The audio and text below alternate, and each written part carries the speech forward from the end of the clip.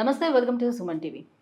నటుడు డాక్టర్ రాజేంద్ర ప్రసాద్ గారి కుమార్తె గాయత్రి ఈరోజు తెల్లవారుజామున గుండెపోటుతోటి మరణించారన్న విషయం మనందరికీ తెలిసిందే.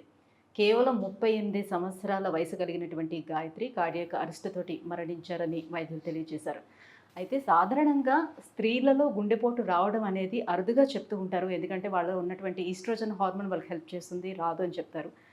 మెనోపాజ్ స్టేజ్లోని 1-2 కేసులు చూస్తూ ఉంటాం. కానీ ఇంత చిన్న వయసులో గుండెపోటు రావడానికి రీజన్స్ ఏమై ఉంటాయి, ఇతర కారణాలు ఏమైనా అయి ఉంటాయా?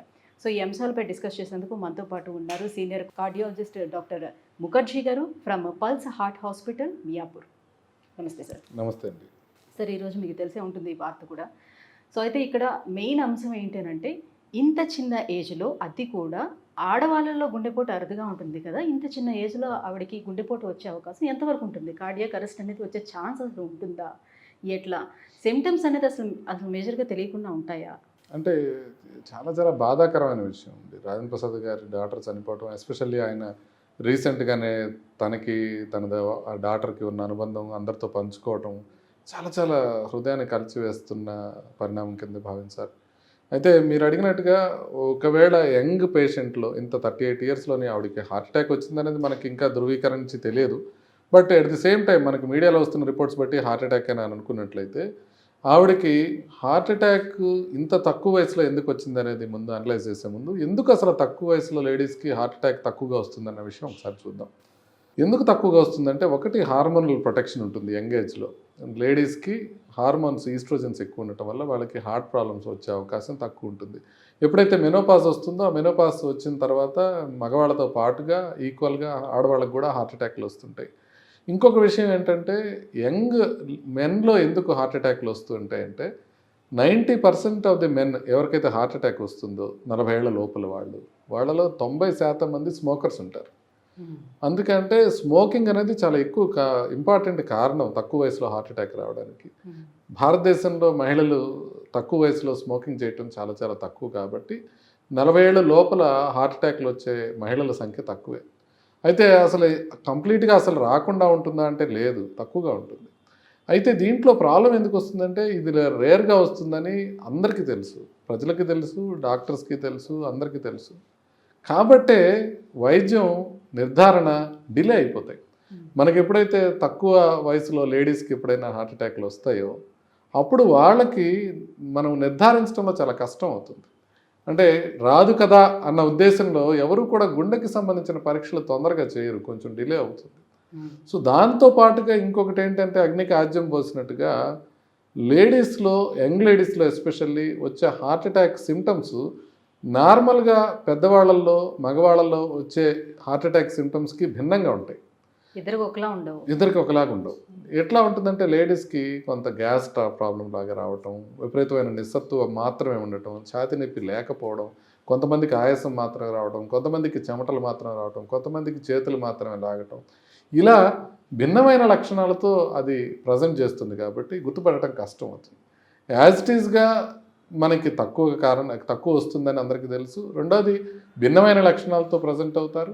దాంతో అందరికీ ఒక డిస్బిలీఫ్ ఉంటుంది, అయ్యుండదేమో, గుండెది కాదేమో అన్న డిస్బిలీఫ్ ఉండడంతో గుండెకి సంబంధించిన పరీక్షలు చేయడంలో డిలే అయ్యే అవకాశం ఉంటుంది. అందువలన కార్డియాక్ అరెస్ట్ రావడానికి ఎక్కువ కారణాలు ఉంటాయి. దీంతో పాటుగా ఇంకొక విషయం ఏంటంటే, కార్డియాక్ అరెస్ట్ ఎక్కువగా రావడానికి లేడీస్ యంగ్ ఉన్నప్పుడు హార్ట్ అటాక్ వచ్చినప్పుడు మనం మామూలుగా పెద్దవాళ్ళలో ఏంటంటే కొంచెం కొల్లేటరల్స్ అనేవి డెవలప్ అవుతాయి. ఒక రక్తనాళానికి ఇంకొక రక్తనాళానికి కమ్యూనికేషన్ ఛానల్స్ డెవలప్ అవుతాయి. అయితే యంగ్ పీపుల్లో, బోత్ మేల్స్లోనూ ఫిమేల్స్లోనూ కూడా యంగ్ పీపుల్లో మనకి ఆ కమ్యూనికేషన్ డెవలప్ కాదు ఒక రక్తనాళం నుంచి ఇంకో రక్తనాళం ద్వారా. అందువల్ల హార్ట్ అటాక్ చాలా మ్యాసివ్గా వచ్చే అవకాశం ఉంటుంది. అది చాలా ఇంపార్టెంట్ విషయం. అందుకనే కార్డియాక్ అరెస్టులు కూడా యంగ్ పీపుల్లో కొంచెం ఎక్కువ వస్తుంది.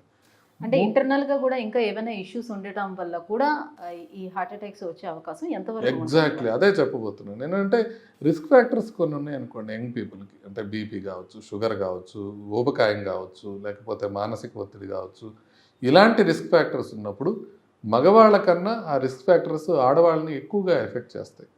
దీని మీద ప్రత్యేకమైన పరిశోధనలు జరిగినాయి. యంగ్ పీపుల్ హార్ట్ అటాక్లు వచ్చిన లేడీస్లో అనేది 2 పరిశోధనలు ఉన్నాయి. విర్గో రిజిస్ట్రీ అనేది ఒకటి ఉంది, అదేవిధంగా యంగ్ ఎంఐ రిజిస్ట్రీ అని ఒకటి ఉంది. ఈ రెండిట్లోనూ తెలిసిన విషయం ఏంటంటే, తక్కువ వయసులో ఉండే రిస్క్ ఫ్యాక్టర్స్ లేడీస్ని ప్రిడామినెంట్గా ఎఫెక్ట్ చేస్తాయి అని. అంటే ఫర్ ఎగ్జాంపుల్ స్మోకింగ్ తీసుకోండి, వెస్ట్రన్ వరల్డ్లో చేసిన స్టడీ కాబట్టి స్మోకర్స్ మగవాళ్ళలో ఆడవాళ్ళలో ఇద్దరు ఉంటారు.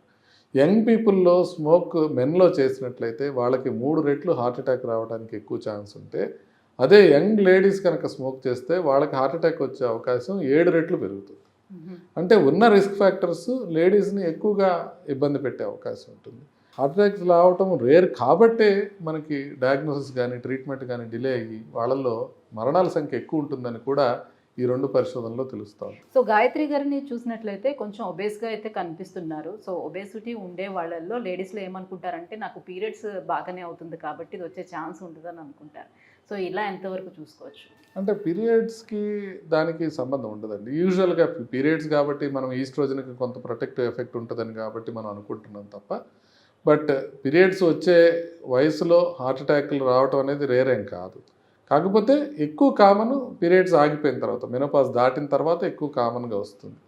ఇక్కడ ఇంకొక చిన్న విషయం మనం చెప్పుకోవాలి. ఒకటి, బరువు ఎక్కువ ఉండటం అనేది ఒక రిస్క్ ఫ్యాక్టర్ అవడంతో పాటుగా లేడీస్లో, యంగ్ లేడీస్లో ఋతుస్రావం అవుతున్న వాళ్ళల్లో ఇంకొక మేజర్ ఫ్యాక్టర్ ఏంటుంటుందంటే ఓసీ పిల్స్ అంటాం, హార్మోనల్ పిల్స్. ఎస్పెషల్లీ ఇప్పుడు పండగ రోజులు ఉన్నాయి కాబట్టి ఏదో ఒక పూజ చేయాలని కొంత హార్మోనల్ పిల్స్ వేసుకోవటం. హార్మోనల్ పిల్స్ వేసుకునే వాళ్ళల్లో హార్ట్ అటాక్స్ వచ్చే అవకాశం ఎక్కువగా ఉంటుంది. ఎందుకంటే రక్తనాళాల్లో రక్తం గడ్డలు కట్టే అవకాశం ఎక్కువ ఉంటుంది కాబట్టి ఇట్లా ఈస్ట్రోజన్ కంటైనింగ్ పిల్స్ వేసుకున్నప్పుడు వాళ్ళల్లో హార్ట్ అటాక్స్ రావడానికి ఛాన్సెస్ ఎక్కువ ఉంటుంది. చాలామందికి తెలియదు ఈ విషయం. అందుకని ఆ టైప్లో ఆ పిల్స్ తీసుకొని కొద్దిగా ఇబ్బంది పడేవాళ్ళు చాలామంది ఉంటారు. అయితే ఇప్పుడు లేడీస్లో ఈ థైరాయిడ్, పీసీఓడి, డయాబెటీస్ ఇలాంటి ఉండే వాళ్ళలోని ఈ హార్ట్ అటాక్ రిస్క్లు ఎక్కువ ఉంటుందా? అంటే ఇదంతా ఒక కంటిన్యూస్గా ఒక స్పెక్ట్రమ్ ఆఫ్ డిసీజ్ మా. ఇప్పుడు మెటబాలిక్ సిండ్రోమ్ అని అంటారు. అంటే బరువు ఎక్కువగా ఉండటం, కొంచెం బీపీ ఎక్కువగా ఉండటం, షుగర్ లేకపోయినా ప్రీ డయాబెటీస్ ఉండటం, వేస్ట్ హిప్ రేషియోలు చూసుకుంటే అబ్నార్మల్గా ఉండటం, ట్రైగ్లిజరైడ్స్ ఎక్కువగా ఉండటం, మానసిక ఒత్తిడి, ఇవన్నీ కలిపి మనకి మెటబాలిక్ సిండ్రోమ్ అంటారు అనమాట. ఇలా ఉన్న వాళ్ళల్లోనే మనకి పీసీఓడి కూడా ఎక్కువగా ఉంటుంది. మీరు గమనించినట్లయితే వెయిట్ తగ్గగానే పీసీఓడి సిమ్టమ్స్ చాలా వరకు తగ్గిపోతుంటాయి. అంతకుముందు మెన్సెస్ ఇర్రెగ్యులర్గా ఉండేవి రెగ్యులర్ అయిపోతుంటాయి. కాబట్టి ఇవన్నీ ఒక కంటిన్యూస్గా ఒక మెటబాలిక్ సిండ్రోమ్ ఏదైతే ఉందో దీంట్లో మనకి హార్ట్ ప్రాబ్లం రావడానికి ఛాన్స్ ఎక్కువగా ఉంటుంది. కాబట్టి ఇది ఈ రకమైన అసోసియేషన్ ఉంటుందన్నమాట. సో ఈ మధ్యకాలంలోనే ఫైబ్రాయిడ్స్ సమస్యతోటి యుట్రస్ తీయించుకునే లేడీస్ కూడా పెరుగుతున్నారు. మన దగ్గర అది ఎక్కువగా అవుతున్నాయి ఆ కేసులు. సో ఇట్లా యుట్రస్ తీయించేసుకున్న తర్వాత కూడా ఇలా హార్ట్ అటాక్ వచ్చే రిస్క్లు ఎంతవరకు పెరుగుతుంది? రిస్క్ ఫ్యాక్టర్స్ ఎంతవరకు ఉంటుంది? అంటే ఇది చాలా మీరు వ్యాలిడ్ ప్రశ్న అడిగారు. కాకపోతే మనం ఇక్కడ అర్థం చేసుకోవాల్సింది ఏంటంటే యుటరస్లోంచి ఏమీ హార్మోన్స్ రావు, ఓవరీస్ నుంచి హార్మోన్స్ వస్తాయి. కాకపోతే ఇంతకుముందు ఏం చేసేవాళ్ళు అంటే యుటరస్తో పాటుగా ఓవరీస్ కూడా తీసేసేవాళ్ళు. అప్పుడు హార్మోనల్ చేంజెస్ ఎక్కువ వచ్చి హార్ట్ అటాక్స్ రావడానికి ఛాన్సెస్ పెరిగాయి. ఓన్లీ యుటరస్ తీసేసి ఓవరీస్ని ఉంచినట్లయితే వాళ్ళ హార్మోనల్ సిస్టంలో ఏం పెద్ద మార్పు రాదు కాబట్టి గుండె ప్రాబ్లం పెరిగే అవకాశం ఏమి ఉండదు. కాకపోతే ఓవరీస్ని కూడా తీసేసిన వాళ్ళకి మాత్రం ఖచ్చితంగా హార్ట్ ప్రాబ్లమ్స్ వచ్చే అవకాశం పెరుగుతుంటుంది. కాబట్టి అది మనం గమనించాల్సిన అవసరం ఉంటుంది. సో ఇలాంటి ఇష్యూస్ అన్నీ రాకుండా ఉండేందుకు సో లైఫ్ స్టైల్ చేంజెస్ ఎలా ఉండాలి? అంటే ఈ ప్రశ్నకి సమాధానం సుమన్ టీవీ ప్రేక్షకులందరికీ తెలుసు అని నా ఉద్దేశం. అంటే ఈ ప్రజలందరికీ తెలుసు మనం ఏం చేయాలని. పదే మనం కూడా అనేక సార్లు చెప్పున్నాం. కానీ ప్రజలకు తెలిసిన విషయాలు పాటించకపోవడం అనేది అన్నిటికన్నా బిగ్గెస్ట్ రిస్క్ ఫ్యాక్టర్ అని నేను నమ్ముతాను. ఎందుకంటే బరువు మెయింటైన్ చేయాలని మనకు తెలుసు, బీపీ, షుగర్, కొలెస్ట్రాల్ కంట్రోల్ చేసుకోవాలని తెలుసు, మనం కొన్ని అలవాట్లకు దూరంగా ఉండాలని మనకు తెలుసు, ఆహారం విషయంలో నియమాలు పాటించాలని తెలుసు, రెగ్యులర్గా వ్యాయామం చేయాలని తెలుసు, మానసిక ఒత్తిడి తగ్గించుకోవాలని తెలుసు, నిద్ర సరిగ్గా పోవాలని తెలుసు, కాలుష్యానికి కొంచెం జాగ్రత్తగా దూరంగా ఉండాలని తెలుసు. ఇవన్నీ మనకి తెలిసిన విషయాలు.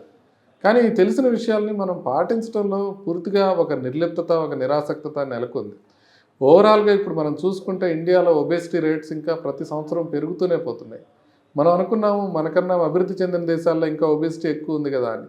మొట్టమొదటిసారిగా 2023లో అమెరికాలో ఒబేసిటీ లెవెల్స్ తగ్గడం బిగిన్ అయినాయి. ఇండియాలో ఇంకా తగ్గడం బిగిన్ అవ్వాలి, ఇంకా పెరుగుతూనే పోతున్నాయి.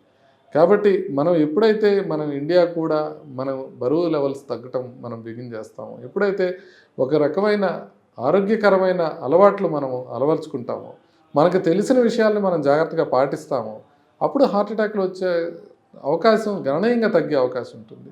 మనం అర్థం చేసుకోవాల్సింది ఏంటంటే 90% గుండె జబ్బులు ప్రివెంటబుల్ గుండె జబ్బులు. మనం వీటిని వీటిని రాకుండా నివారించుకోవచ్చు మనం గుండె జబ్బుల్ని. Thank you so much doctor. So అంశంపై మాట్లాడినందుకు చాలా వాల్యుబుల్ ఇన్ఫర్మేషన్ని మా ఛానల్ ద్వారా మీరు మా వ్యూవర్స్కి తెలియజేసినందుకు థ్యాంక్ యూ సో మచ్. నమస్తే.